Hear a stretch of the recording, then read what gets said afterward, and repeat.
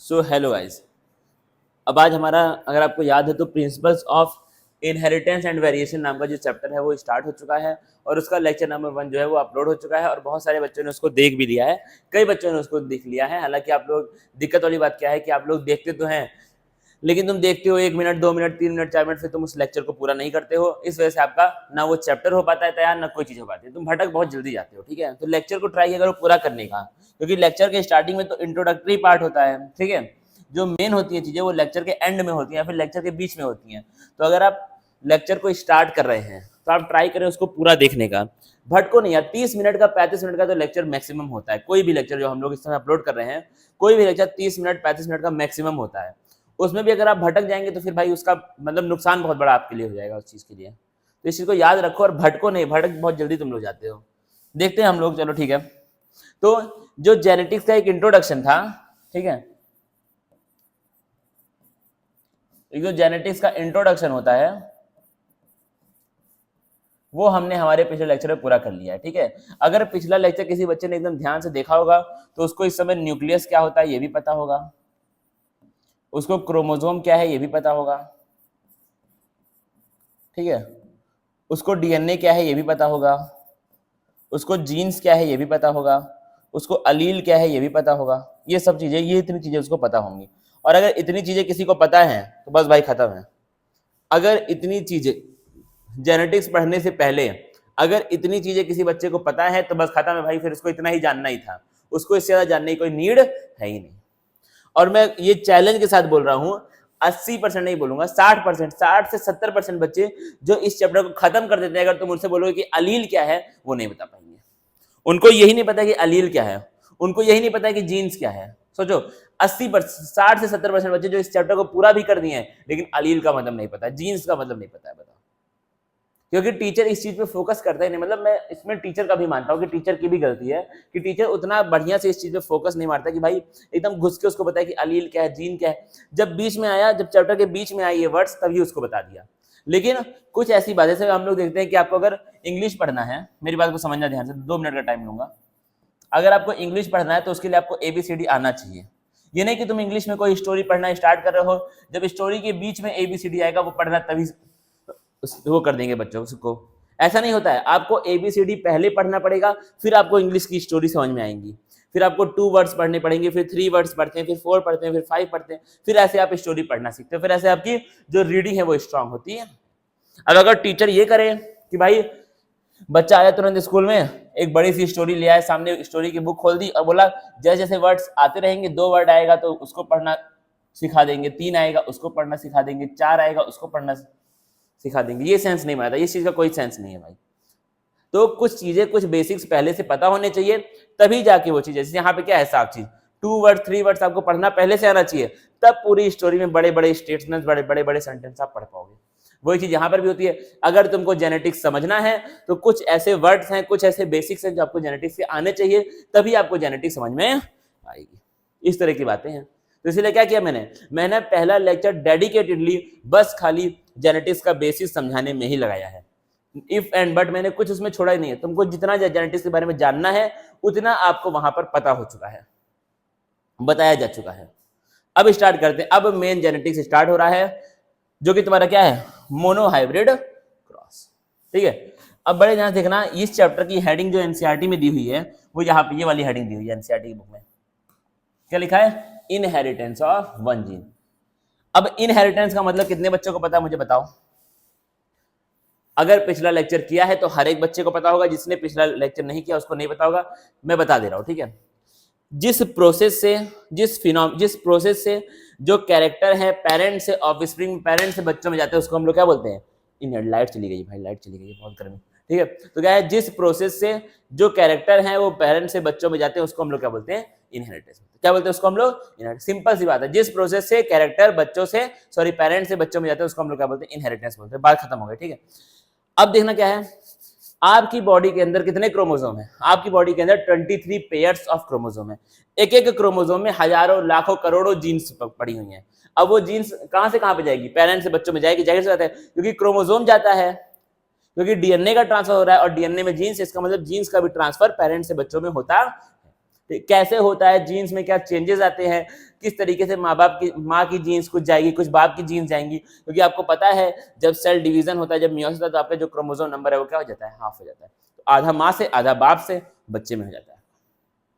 तो यानी कि कुछ जीन माँ से जाएंगी, कुछ जीन बाप से जाएंगी। फिर उसके बाद अब जो तुमको ये भी पता है कि जो जीन है वही हमारे बॉडी के कैरेक्टर्स को एक्सप्रेस करता है, जीन्स हमारे बॉडी के कैरेक्टर को एक्सप्रेस करता है। तो इसका मतलब कुछ जीन पेरेंट्स से आई, कुछ जीन फादर से आई, कुछ कहां से आई, मदर से आई।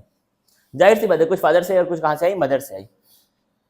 यानी कि कुछ कैरेक्टर फादर के हैं, कुछ मदर के हैं। ठीक है, मान लो जो फादर है वो हाइट में टॉल है, तो फादर से तो टॉल वाली जीन आई, मदर से आई शॉर्ट। मदर की हाइट मान लो डॉर्फ है, छोटी हाइट की है मम्मी जी। ठीक है, मम्मी से छोटी हाइट की जीन्स आई। अब ये कैसे हुआ डिसाइड कि बच्चा जो है वो टॉल पैदा होगा कि शॉर्ट पैदा होगा, ये कैसे हुआ डिसाइड? क्योंकि भाई बाप से टॉल की आई थी, माँ से आई थी शॉर्ट की, तो बच्चा बड़ा कैसे पैदा हुआ, या फिर बच्चा हाइट में छोटा कैसे पैदा हुआ, ये सब बातें हमको थोड़ा सा यहाँ पर देखनी है। तो अभी अगर हम लोग एक साथ सारी की सारी जीन्स के बारे में हम लोग नहीं पढ़ सकते हैं, इसलिए हम क्या पढ़ते हैं, हम एक जीन का पहले देखते हैं, फिर हम देखते हैं दो जीन का। मेंडल ने ऐसे देखा था, ठीक है, मेंडल ने ऐसे अपना एक्सपेरिमेंट किया था, एक जीन का किया, फिर दो का किया, उस तरीके से उन्होंने किया। तो जब एक जीन का बस खाली हम लोग ट्रांसफर देख रहे हैं पेरेंट्स ऑफ स्प्रिंग में, तो उसको हम लोग क्या बोलते हैं, इनहेरिटेंस ऑफ वन जीन। जब दो का देखेंगे तो क्या बोलेंगे, इनहेरिटेंस ऑफ टू जीन। तुम तीन का भी पढ़ सकते हो, चार का भी, पांच का भी, लेकिन आपके सिलेबस में बस खाली कहां तक है, सिर्फ इनहेरिटेंस ऑफ टू जीन तक आपके सिलेबस में दिया हुआ है। पढ़ते तीन का भी है, चार का भी है, लेकिन आपके सिलेबस में बस खाली दो का है। और जैसे दो का पढ़ते हैं वैसे तीन का होता है, वैसे चार का होता है। ठीक है, कोई बहुत टफ नहीं होता है। तो अब देखना, हमको inheritance of one gene to gene पढ़ना क्यों पड़ा, क्योंकि हमने ये देखा कि कैरेक्टर का ट्रांसफर पेरेंट्स से बच्चों में तो हो रहा है, कुछ बाप के कैरेक्टर बच्चे में आए, कुछ कैरेक्टर कहाँ के आए, माँ के आए। ठीक है, ये तो हमने देखा था, ये हमको देखने को मिला था। लेकिन ये डिसाइड कैसे हुआ कि बाप वाला ही जाएगा और माँ वाला ही जाएगा, ये कैसे हुआ डिसाइड, उसके लिए हमको ये सब इनहेरिटेंस पढ़ना पड़ रहा है। तो पहला हमारा टॉपिक क्या है, इनहेरिटेंस ऑफ वन जीन। देखना बड़े ध्यान से, क्या किया, Mendel took tall and dwarf plants and made them cross and the seeds available after the cross were planted। मतलब क्या किया, मेंडल ने एक टॉल प्लांट लिया और एक क्या लिया, डॉर्फ प्लांट। टॉल लिया और क्या लिया, डॉर्फ लिया। ठीक है, उन्होंने जो टॉल के अंदर जीन्स थी, एक क्या लिया उन्होंने, टॉल प्लांट,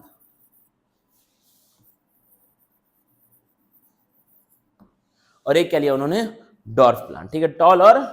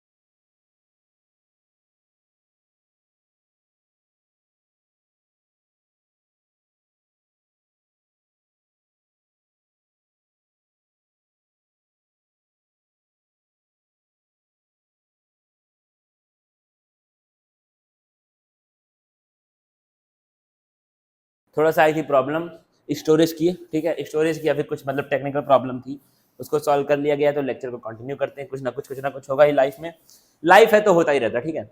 अब देना बात क्या थी यहाँ पर, मैंने क्या बोला कि मैंने तुमको ये पढ़ाया था कि यहाँ पे जो जीन्स हैं, जो जीन की दो कॉपी जिसको हम लोग अलील बोलते हैं, दोनों सेपरेट हो जाते हैं, दोनों क्या होते हैं, गैमेट बनते टाइम सेपरेट होते हैं, ठीक है।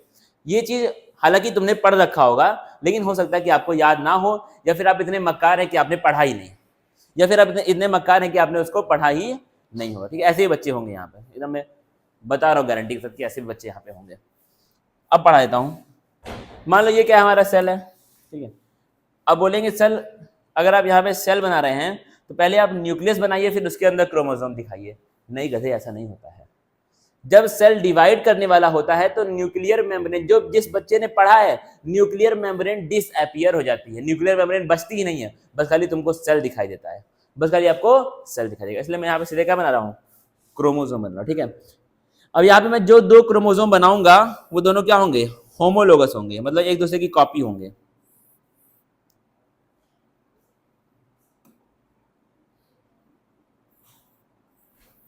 अरे थोड़ी सी दारू मेरे अंदर आ गई, ये क्या, दोनों एक दूसरे के कॉपी होंगे, ठीक है। अब अगर होमोलोगस क्रोमोसोम है मतलब यहाँ पर डीएनए भी होगा। क्या होगा यहाँ पे, डीएनए भी होगा, एकदम जाहिर सी बात है, होगा भाई डीएनए, बिल्कुल होगा डीएनए। आगे देखो, डीएनए है तो यहाँ पे जीन्स भी होंगी, डीएनए के फ्रेगमेंट को हम लोग क्या बोलते हैं, जीन्स बोलते हैं। देखना बड़े ध्यान से, अब मेरी बात को समझना बड़े ध्यान से। अब हम लोग बात करते हैं टॉलनेस वाले जीन की, ठीक है। तो जब बाकी जीन्स होंगी, हर एक कैरेक्टर की जीन्स होती है, तो यानी कि जो टॉल हाइट है उसकी भी क्या होगी, जीन होगी। अब मैंने क्या बोला कि जो टॉल हाइट की जीन है वो यहाँ पर है, ठीक है। जो टॉल हाइट की जीन है वो कहाँ पे है, यहाँ पे है, कैपिटल टी, ठीक है। और उसकी दूसरी कॉपी, एक क्रोमोसोम के जो दोनों कॉपीज होती हैं वो कहाँ पे होती हैं, होमोलोगस क्रोमोसोम्स पे होती हैं। मैंने क्या बोला था, अगर दो क्रोमोसोम है, अगर दो कॉपी है क्रोमोसोम की, इसका मतलब दो कॉपी डीएनए की और दो कॉपी किसकी, जीन की। दूसरी वाली कहाँ पे होगी, यहाँ पे होगी। क्या तुम इस बात को समझे, बिल्कुल समझ गए हो आप। अब जब इस सेल को डिवाइड करना है तो डिवाइड करते वक्त क्या होता है, जो होमोलोगस क्रोमोसोम होते हैं वो क्या होते हैं, सेपरेट होते हैं, मतलब वो दूर दूर जाएंगे होमोलोगस क्रोमोसोम। तो कुछ इस प्रकार से देखना बड़े ध्यान से, जब ये सेल आपका डिवाइड करेगा, भाई ये इक्वल हो रहा है कि नहीं वो सब छोड़ देना, ठीक है, वो सब अलग चीज है। जब ये सेल तुम्हारा डिवाइड करेगा तो कुछ इस प्रकार से होमोलोगस क्रोमोसोम क्या होंगे, सेपरेट होंगे, और डिवाइड करके यहाँ पर दो नए सेल बनने वाले हैं।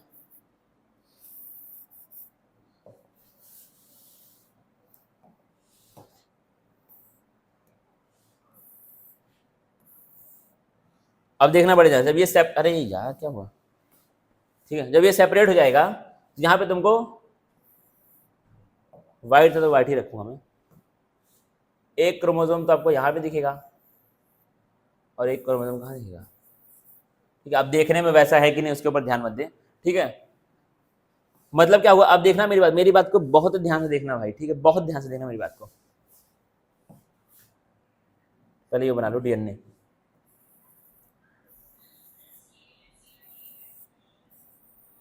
डीएनए बना, जैसे कॉपी थी, एक कैपिटल टी यहां पर, एक कैपिटल टी यहां पे। क्या एंड ऑफ डिस्कशन हो गया ये चीज, बिल्कुल 100% कैपिटल टी और कैपिटल टी।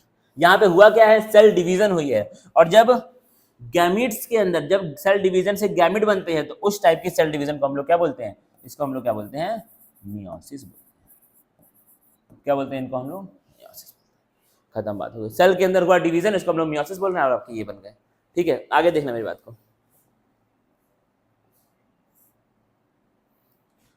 खत्म हो गया। ये तुम्हारे क्या बन चुके हैं, अब गैमेट्स बन चुके हैं, यहाँ पे लिख लो, ये क्या है, गैमेट्स है, ठीक है। अब यही चीज क्या होगी, दोनों पेरेंट में होगी, दोनों के अंदर क्या बनेंगे, गैमेट्स बनेंगे। फिर वो गैमेट क्या करेंगे, आपस में फ्यूज करेंगे। जैसे यहाँ पे कैपिटल टी है, वैसे ही दूसरे वाले पेरेंट में यहाँ पे क्या होगा, स्मॉल टी और स्मॉल टी होगा। फिर क्या बनेंगे, गैमेट बनेंगे, एक गैमेट स्मॉल टी वाला ये और एक गैमेट स्मॉल टी वाला ये बनेगा। वैसे ही हो रहा है, उसी चीज को मैंने यहाँ पे ऐसे लिखा हुआ है। मैंने क्या लिख दिया, गैमेट्स में कैपिटल टी स्मॉल टी और खत्म, बात हो गई। कितना सुंदर समझ में आया तुम्हारे। तूने क्लास 11th में पूरी की पूरी मियोसिस पढ़ दी, लेकिन आपको मियोसिस आज तक फील नहीं हुई होगी जितनी तुम्हारी आज फील हुई है मियोसिस। फिर क्या होगा, गैमेट्स फ्यूज करेंगे, ये वाले पेरेंट का एक गैमेट एक उसका पेरेंट का गैमेट फ्यूज किया, ये बना, ये वाले पेरेंट का एक गैमेट एक उसका फ्यूज किया, ये बना, फिर उसका फ्यूज किया, 4 तरह के बच्चे पैदा होंगे। 4 बच्चे पैदा नहीं होंगे, 4 तरह के बच्चे पैदा होंगे। बच्चे तो भाई उनकी मर्जी है, ठीक है, फैमिली प्लानिंग प्लान करेगा, उस फैमिली प्लानिंग के हिसाब से जितने बच्चे पैदा होना होंगे उतने होंगे, ठीक है, लेकिन इतने तरह के बच्चे पैदा होंगे। और क्या चारों तरह सेम है? बिल्कुल सेम है। लेकिन मेंडल ने क्या पाया? मेंडल ने पाया कि जो ये वाले बच्चे पैदा हो रहे थे एक ही तरह के हैं, कैपिटल टी और स्मॉल टी। सारे बच्चे जो पैदा हुए थे वो टॉल पैदा हुए थे। कैसे पैदा हुए थे? टॉल पैदा हुए थे। लेकिन यहाँ पर एक अलील टॉल वाली है और एक अलील स्मॉल डॉर्फ वाली भी है, एक अलील डॉर्फ वाली भी है और एक टॉल वाली भी है, लेकिन बच्चा टॉल ही है। ऐसा क्यों? एक अलील टॉल वाली है और एक क्या है, डॉर्फ वाली है, लेकिन जो बच्चा पैदा हुआ है वो टॉल ही है। ऐसा क्यों? इसका मतलब किसी एक अलील की ही बात मानी गई होगी, वो भी किसकी मानी गई है? टॉल वाली की बात मानी गई है, टॉल वाली की बात मानी गई है। यानी कि इन दोनों में से कोई एक तो क्या है, डोमिनेंट है, और एक क्या है, रेसिव है। इसी को क्या बोलते हैं? डोमिनेंट अलील और रेसिव अलील। जिस अलील की बात मानी जाए, जिस अलील का कैरेक्टर एक्सप्रेस हो उसको बोलते हैं डोमिनेंट, जिसका ना हो उसको क्या बोलते हैं? रेसिव बोलते हैं। खत्म बात हो गई। अब आते हैं सेकंड जनरेशन पे। अब आते हैं किस पे? सेकंड जनरेशन पे। सेकंड में क्या हुआ, जो पहले के बच्चे थे, जो पहली जनरेशन के F1 के फिलियल 1 जनरेशन के जो बच्चे हैं, उन्हीं को सेकंड का पेरेंट बनाया गया और 2 बच्चों के बीच में क्रॉसिंग कर दिया। क्या सारे बच्चे सेम हैं? बिल्कुल सेम है, तो 2 बच्चों के बीच में क्या कर दिया, उसने क्रॉस कर दिया। देखते हैं भाई सेकंड जनरेशन। तो यहाँ पे P2 आएंगे, सेकंड पेरेंटल P2 के पेरेंट्स कैसे हैं? मान लो ये पेरेंट 1 है, ठीक है, P1 इसको बोल, P1 नहीं बोल सकते ना भाई, ऐसे में लिख दे रहा हूँ, पेरेंट 1 ही लिख दे रहा हूँ, ठीक है। ये आपके क्या है, पेरेंट 1 है, और ये क्या है तुम्हारा पेरेंट, देखना पड़ेगा ध्यान से, पेरेंट 1 भी क्या होगा, ऐसे ही होगा, और पेरेंट 2 भी क्या होगा, कि हमने सेल्फिंग किया है, 2 बच्चों को मिक्स कर दिया है, क्रॉस कर दिया है। इनके बनेंगे गैमेट तो कैसे बनेंगे, अब तुमको सब पता है। 2 तरह के गैमेट होंगे, एक कैपिटल टी और एक स्मॉल टी। इनके भी क्या होंगे, कैपिटल टी और स्मॉल टी। क्रॉस कराओ, बनाओ पुनीत स्क्वायर, पुनीत स्क्वायर, ठीक है। छोड़ो भाई, ऐसे बस हो गया। एक पेरेंट के गैमेट्स को हॉरिजॉन्टली लिखो और एक के वर्टिकली लिखो, हॉरिजॉन्टली लिख दो इनके, वर्टिकली लिख दो इनके। अब देखना बच्चे भाई, अब बड़े अलग अलग टाइप के बच्चे बनेंगे, अब बच्चे बहुत डिफरेंट टाइप के बनेंगे। इस वाले कॉलम के लिए ये वाला कॉमन है और ये वाला कॉमन है, कैपिटल टी और कैपिटल टी। इसके लिए ये और ये कैपिटल टी, और इसके लिए ये और ये कैपिटल टी और स्मॉल टी, इसके लिए ये और। तो अगर मैं देखूं कितने तरह के जेनेटिक कॉन्स्टिट्यूशन हमको दिखाई दे रही है, कितने टाइप के हमको जेनेटिक कॉन्स्टिट्यूशन दिख रही हैं, कितने डिफरेंट टाइप के अलील्स हमको बनते हुए दिखाई दे रहे हैं, देखते हैं भाई, ठीक है। उसी को हम लोग बोलते हैं जीनोटाइप। जब हम लोग जेनेटिक कॉन्स्टिट्यूशन को लिखते हैं तो उसको हम लोग क्या बोलते हैं, जीनोटाइप। हालांकि ये सब थ्योरेटिकल पढ़ लेंगे, ठीक है। कितने टाइप के देखना, एक तो हमको टाइप दिखा कैपिटल टी कैपिटल टाइप का एक बच्चा पैदा होगा, एक बच्चा होगा capital T small T type का, और कुछ बच्चे ऐसे होंगे, ठीक है। अब मुझे बताओ कितने बच्चे इस तरह के होंगे, एक बच्चा, कितने बच्चे इस तरह के होंगे, 2। यानी कि अगर 10 बच्चे पैदा हुए हैं तो ऐसा चांस है कि 50% बच्चे ऐसे होंगे, 25 ऐसे होंगे और 25 ऐसे होंगे, 100%। अगर 10 हुए हैं तो ये चांसेस है भाई, ठीक है। कोई भी हो सकता है पैदा, किसी भी तरह का बच्चा हो सकता है, लेकिन चांसेस ये हैं, ठीक है। अब देखना सबसे मेन चीज आती है, मेंडल ने देखा कि भाई बच्चे तो पैदा हुए हैं, उन्होंने देखा कि 3 तो आपके टॉल बच्चे पैदा हुए हैं, मतलब अगर हम लोग 4 बच्चों में देखें तो 3 तो टॉल है और एक डॉर्फ है, 3 तो क्या है, टॉल है और एक क्या है, डॉर्फ है। इससे क्या प्रूव हुआ, इसकी तो बात अभी हमने देखा था, ये तो क्या मानता है, ये तो टॉल मानता है, ठीक है, इसकी बात मान ली जाती है। ये तो भाई कैपिटल टी तो पेरेंट्स की तरह था, टॉल है, ठीक है। लेकिन इसमें कोई कैपिटल टी नहीं है, तो इसमें कोई डोमिनेंट करने वाला है ही नहीं, तो डोमिनेंट कौन कर जाएगा, आपका रेसिव वाला ही, ये वाला बच्चा कैसा हुआ, डॉर्फ हुआ, ठीक है। देखने में बाहर से जब देखा, और जब बाहर से देख करके हम लोग कोई चीज लिखते हैं, बाहर से देख करके जब हम निकालते हैं रेशियो, तो उसको हम क्या बोलते हैं, फिनोटाइप बोलते हैं, या क्या जीनोटाइप रेशियो, या फिर जीनोटिपिक रेशियो उसको बोलते हैं, ठीक है। और ये क्या है तुम्हारा, फिनोटिपिक रेशियो।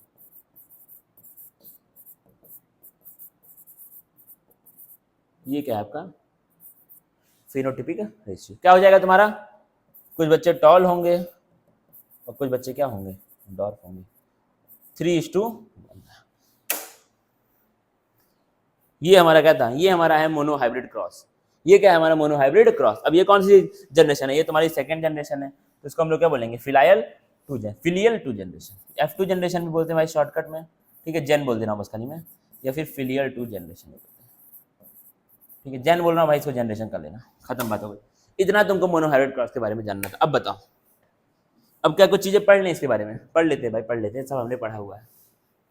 देखो क्या लिखा है, Mendel took tall and dwarf plants, Mendel ने क्या लिया, टॉल प्लांट लिया और क्या लिया, डॉर्फ प्लांट लिया, एंड मेड देम क्रॉस, दोनों का रिप्रोडक्शन कराया, क्रॉस कराया, and the seeds available after the cross were planted, जो सीड आई उनको प्लांट कर दिया। All the seeds that were planted grew into tall plant, पहले जनरेशन में जितनी सीड निकली सारी सारी टॉल निकली, कैपिटल टी और स्मॉल टी वाली सीड सारी सारी निकली, तो क्या बोला इसने, सारी सीड जो प्लांट की गई सबकी सब क्या निकली, टॉल निकली। These plants were called the F1 generation, in plants को हमने क्या बोला, F1 बोला, क्या बोला, first filial generation. He took plants from F1 generation and made them to self pollinate, उसने क्या किया, F1 के ही दो बच्चे लिए, उनकी सेल्फिंग या फिर उनका सेल्फ पॉलिनेशन करा दिया। आगे देखना, The seeds obtained from them were again, मतलब क्या हुआ, जब इनका सेल्फ पॉलिनेशन कराया तो उस समय जो सीड बाहर निकली, उन सीड्स को उन्होंने फिर से प्लांट कर दिया। अब देखना, अब जो हैरानी वाली मेन बात क्या आई तुम्हारी, the seeds gave rise to new generation known as F2 generation, that is second filial generation. Some of the plants of F2 generation were tall and some were dwarf.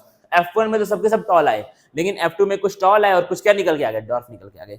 ये चीज मेंडल को देखने को हैरानी किया, ये हैरानी वाली बात मेंडल ने आपका देखी, देखना ध्यान से। The 1/4 of the plants were tall and 3/4 of them were tall. ये डॉर्फ रहेगा, सॉरी ये डॉर्फ है यहाँ पर, ठीक, गलत हो गया भाई, प्रिंटिंग एरर हो गया। तो क्या है, 1/4 तो क्या है तुम्हारे डॉर्फ थे और 3/4 क्या थे, टॉल थे। लेके जाता हूँ पीछे, ये भी यहीं पे देखो, सेकंड जनरेशन में, ये तो फर्स्ट जनरेशन है यार, सेकंड जनरेशन, हाँ सेकंड जनरेशन में देखो, ये तो डॉर्फ है, चार में से ये डॉर्फ है और ये तीनों क्या है, टॉल है, ठीक है, कैपिटल टी और कैपिटल टी है ये, capital T capital T, capital T small T, capital T small T और स्मॉल टी और स्मॉल टी। तो ये तो तुम्हारे डॉर्फ थे और बाकी सब क्या टॉल थे, इसलिए क्या बोला 1/4 मतलब 4 में से 1 डॉर्फ और 4 में से 3 टॉल, बिल्कुल यही हुआ था सेकंड जनरेशन में। आगे देखना, और देखो और देखो और देखो, only one parental trait was express in F1 generation, मतलब क्या है, F1 के जो बच्चे थे वो सिर्फ किसी एक ही पेरेंट्स की तरह देखने में थे, टॉल वाले पेरेंट्स की तरह बस खाली, लेकिन F2 के बच्चे आधे एक पेरेंट की तरह थे और दूसरे एक पेरेंट की तरह थे। स्टार्टिंग वाले पेरेंट P1 की बात कर रहा हूं मैं। तो only one parental trait was express in F1 generation and both the traits were express in F2 generation, बिल्कुल सही है। If we use alphabets for each, then T is the allele that contains tall trait. T क्या है, toll वाले trait को ले रहा है, और स्मॉल t क्या है, डॉर्फ वाले ट्रेट। फिर ट्रेट और कैरेक्टर मैं तुमको समझा दूंगा। जीन फॉर होमोजाइगस टॉल, अब देखना क्या लिखा इसने, होमोजाइगस थोड़ा सा ग्लिच हल्का सा फिर से हो गया था वीडियो में, तो मैंने सर को बुलाया और सर ने उसको ठीक किया। आज 2-3 बार हो गया, लेकिन रुकेंगे नहीं हम, रुकने वाले लोग भी नहीं है और रुक सकते भी नहीं है, ठीक है, बोर्ड एग्जाम आ गया भाई, रुक सकते भी नहीं है। थोड़ा सा लगाया था माइक फटाफट, देखना पड़ जाए। ये लास्ट स्लाइड हमारी, बाकी छोटी सी स्लाइड है, एक बार पढ़ लेते हैं। जो मेंडल ने किया वही यहाँ पे लिखा हुआ है। क्या लिखा है, फिनोटाइपिक एंड जीनोटाइपिक रेशियो, देखना पड़े ध्यान से क्या लिखा है, देखो यहाँ पे, mathematically he calculated that in F2 generation 1/4 tall plants were with genotype capital T while 1/2 were capital T small t and 1/4 were small t। मतलब देखना क्या इस चीज का है, हमने देखा था भाई कैपिटल T था, कैपिटल T स्मॉल t था और क्या था, स्मॉल t, ठीक है। रेशियो आया था 1:2:1, यानी कि टोटल 4 हैं, 1 2 3 4 हैं। 4 में से एक ये है 1/4, 2 ये है 2/4, एक ये है 1/4, यही इसी की बात कर रहा है वो। 1/4 were capital T, 2/4 were capital T small t, 1/4 were small t। But capital T small t and capital T क्या ये दोनों टॉल थे, बिल्कुल ये दोनों क्या थे आपके, टॉल थे, और ये क्या था तुम्हारा, डॉर्फ था।